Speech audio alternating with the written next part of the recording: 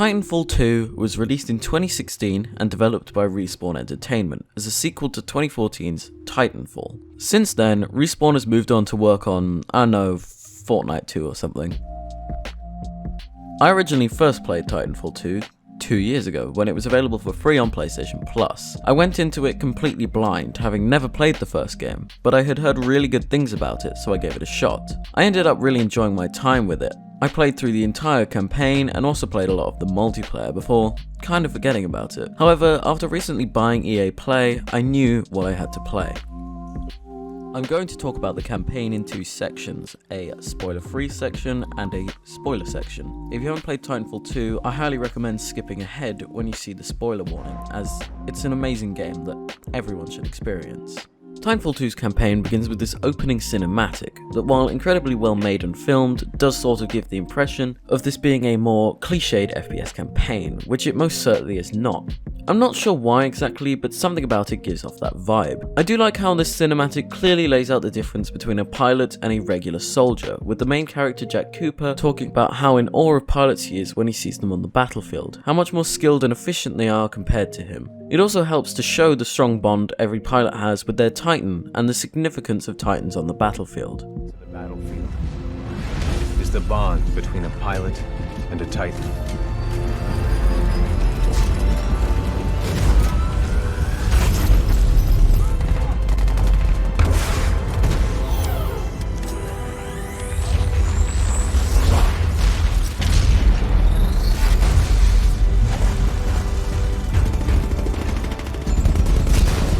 When linked to a Titan, a pilot can only be stopped by overwhelming force, or an equal.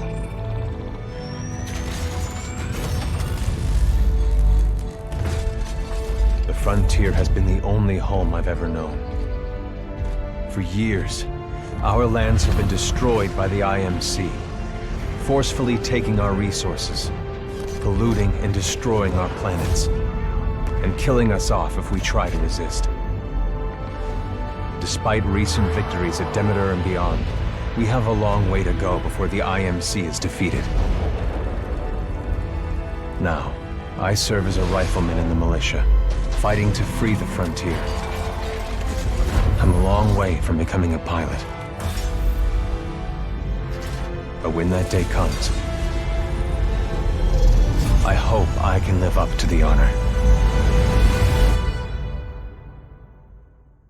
After the opening cutscene, you are put into the shoes of the main character, Jack Cooper, who is being instructed by Captain Lastimosa on how to activate a simulation pod, or whatever it's called. This simulation serves as the game's tutorial, and it's where we get our first clue as to the fact that this game was developed by the same team behind Call of Duty Modern Warfare. At the end of this tutorial section, you get to run something called the Gauntlet, an infinitely repeatable skill challenge in which you attempt to get the fastest time that you possibly can. Sound familiar? Yeah. And it's just as amazing in this game as it was in Modern Warfare. I can honestly spend hours just rerunning the Gauntlet, trying to get faster and faster times, and just as in Modern Warfare, many people do. After the tutorial, you are immediately rushed down to the battlefield, and the game's title sequence plays. I'd like to just take a second to appreciate how incredible this title sequence is. The way it effortlessly transitions into the cutscene with the landing pod falling down to separate Titanfall and 2 is so creative and well made. It truly helps to show how Respawn is one of the last remaining studios who just make good games. No microtransaction riddled DLC pay-to-win lazy garbage. They consistently make amazing games, from the original Titanfall to this game to Apex Legends and Jedi Fallen Order. Jesus, all that about a title screen. Let's get into the campaign. So after landing into battle, Cooper and his fellow soldiers fight their way forward until Captain Lastimosa and his Titan BT-7274 arrive. Cooper is knocked down and Lastimosa gives him, I don't know, a stim pack or something, and then starts fighting the mercenary leader, Blisk. Blisk wins the fight, killing Lastimosa, and then leaves with the other mercenaries. When Cooper awakes, Lastimosa is still alive. The last thing he does before his eventual death is to tell BT that Cooper is now his acting pilot.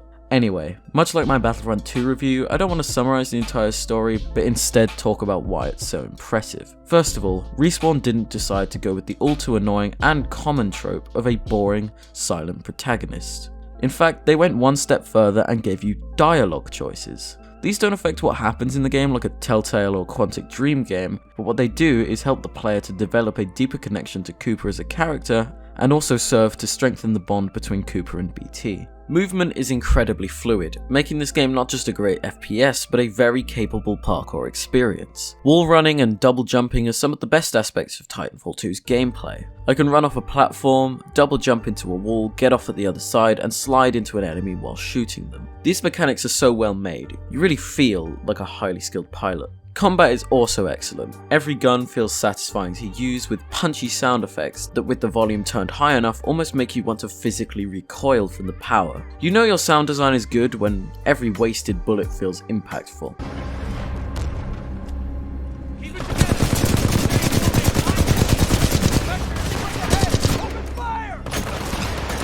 Pilot, your heart rate is accelerating. Are you in distress? You could say that. Your heart rate is exceeding 170 beats per minute. If possible, you should find a place to rest. Yeah, I'll get right on it. I'm more of an assault rifle and SMG type of guy, but there are tons of weapons, ranging from shotguns to snipers and the infamous Mozambique.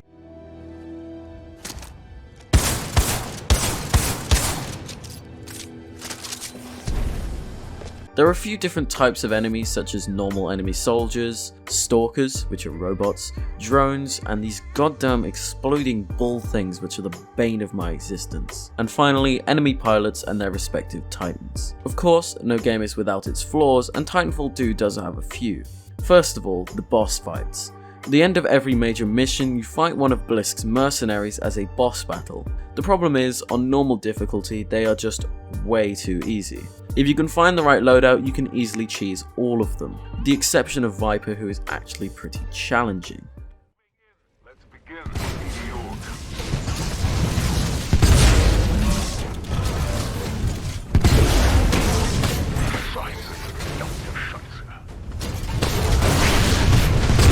Excessive damage. Warning. Warning. Lass uns das schnell zu Ende bringen. Noch meinem Tode töten!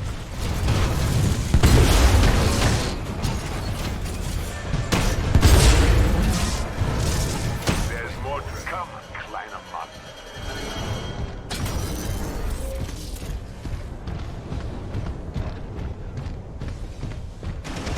Warning, detecting holding.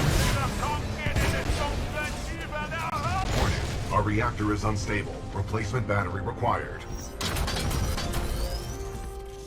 Okay, now it's time for the spoiler alert. Everything past this point, up until the time shown on the screen and in the timestamps, will spoil Titanfall 2's story. If you haven't played it yet, I recommend skipping ahead. Almost every mission in Titanfall 2 has some sort of fun gimmick. From the toxic water of the second mission to the giant factory in the mission after, where you follow along the assembly line before arriving at the end, where you find out that this is actually a dome where they run battle scenarios with ever-replaceable houses and grass. A later mission gives you an arc tool that allows you to manipulate platforms and also convert stalkers to work for you. In the same mission, you can also use cranes to move walls to the correct positions for you to run on them. But of all the missions and all of their individual gimmicks, only one truly stands out: effect and cause. If you have watched pretty much any other review of this game or have played the game yourself, then you're probably familiar with effect and cause. Effect and cause is so amazing I could probably give you a list of arguments why this mission on its own deserves a Game Award. Effect and cause is just Respawn flexing their gaming prowess with some of the most clever and well implemented game mechanics I've seen in an FPS in a long time. At the start of Effect and Cause, you arrive at an abandoned facility where you are supposed to be rendezvousing with Major Anderson. As you move through the facility, however, you suddenly pass through a rift that transports you back into the past before the facility was destroyed. You walk through several more of these rifts before you reach BT. You soon find out that Anderson is dead, but on him he had a device that is able to transport you between the two timelines. This is where this mission becomes the single best mission in the entire game. Now you have the ability to seamlessly switch between two timelines at any time, and it leads to some of the best level design I have ever seen in a game. There are multiple sections in which you have to switch between timelines on the fly in order to be able to complete parkour jumps and wall runs. The best example is when you're falling down this vent, having to rapidly switch between timelines so as to not die in fan blades or burning rubble. Or this part where you have to switch timeline in midair to be able to make the jump. Affected Cause really just demonstrates that lazy design and writing in a game is something we shouldn't be accepting anymore. At the time this game came out, Call of Duty was churning out the same rubbish every year, while a relatively new franchise was doing stuff like this. It's honestly just a shame that it has to end. I could play an entire game based around these mechanics. The gunplay and characters sold this game to me. Affecting Cause brought me back for more. Speaking of characters, God, Respawn did the characters so well in this game. Cooper himself is a very easy protagonist for you to put yourself into his shoes. He's a nice guy with big ambitions, and the dialogue choices that I mentioned earlier help you to shape him as a character. BT is also great, making witty little remarks and replies to things Cooper says. You come to be quite attached to him. The fact that I almost cried over his death truly is a testament to how well written this game is, making me sad at the destruction of a giant robot. Don't worry, BT. I'm not going anywhere. Copy that, pilot.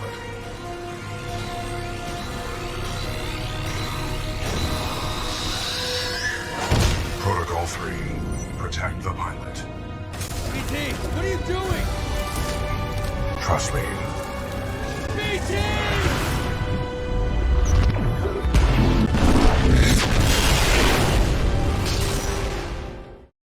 Titanfall 2 is a sci-fi FPS done right, where Call of Duty failed to ever fully translate into a sci-fi setting with either boring campaigns or flawed multiplayer. Titanfall excels. The main reason, Titanfall isn't generic. Where sci-fi COD games had generic, uninteresting settings, Titanfall has a well-established, beautifully crafted, and perfectly implemented world and story. And of course, Titans. Now usually, I would go over all the core game modes like I did in my Battlefront video, but unfortunately the only game mode you can actually find matches for anymore is Attrition, so I don't really have any experience with the others, which is kind of sad. I love this game, but unfortunately its player base is dwindling. I hope to God that Respawn makes a Titanfall 3. Apex was a fun extension of the Titanfall universe, but I, like many other fans of the series, am hungering for another main game. So, seeing as Attrition might as well be the only game mode right now, how does it work?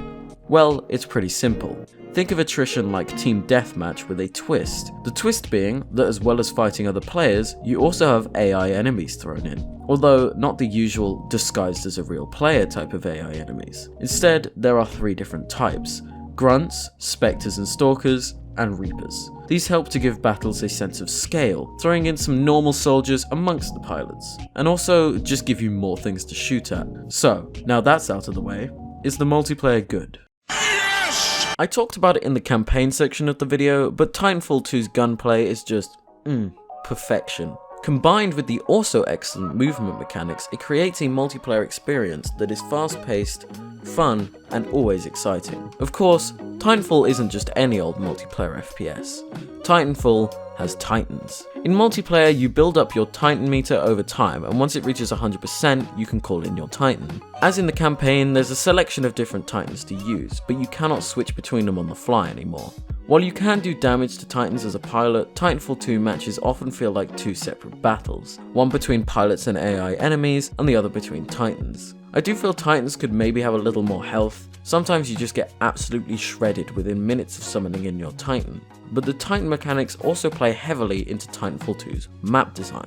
Most of the maps tie into levels from the campaign and follow a general formula. They usually have a decent number of buildings to hide in, some more high and vertical areas, and larger, more open areas for Titans to access. One of the main things that keeps the balance between Titans and pilots is the fact that Titans can't go everywhere in the map. Every single map has areas that Titans can't access, allowing for boots on the ground pilots to easily hide from the unrelenting fire of a Titan's weapon. Leveling and customization is pretty good here. It still amazes me to this day that this game released during the height of the loot box craze, and yet the only microtransactions in the entire game are camos that you can buy with real world money. As you level up, you slowly earn new weapons and upgrades. You can then equip different upgrades on your weapons to give you slight edges in different areas, such as more ammo, faster reloads, or the ability to shoot while sprinting. As well as equipping different Titan classes, there is also a selection of pilot classes, each offering a unique ability, such as going invisible, teleporting, creating a clone of yourself, detecting enemies, and more. None of these are overpowered or anything, just small abilities to keep the multiplayer experience fun and engaging. Titanfall 2 is an amazing game, and it really stands out in an era of games that's full of boring story tropes, lazy writing, recycled gameplay, and pay-to-win microtransactions. A well-written and highly enjoyable campaign, as well as an excellent multiplayer experience. Titanfall has become one of my favourite game franchises, and I've only played one game. I hope Respawn continues to make games in the series and continues to make them just as good. This game constantly pushes the boundaries of what's expected from a multiplayer FPS, and in many ways, it outright destroys them. Well, that was the Titanfall 2 review. For those of you more into my music related content, don't worry, my next video is going to be more in that vein. Until then, thanks for watching, I'll see you next time.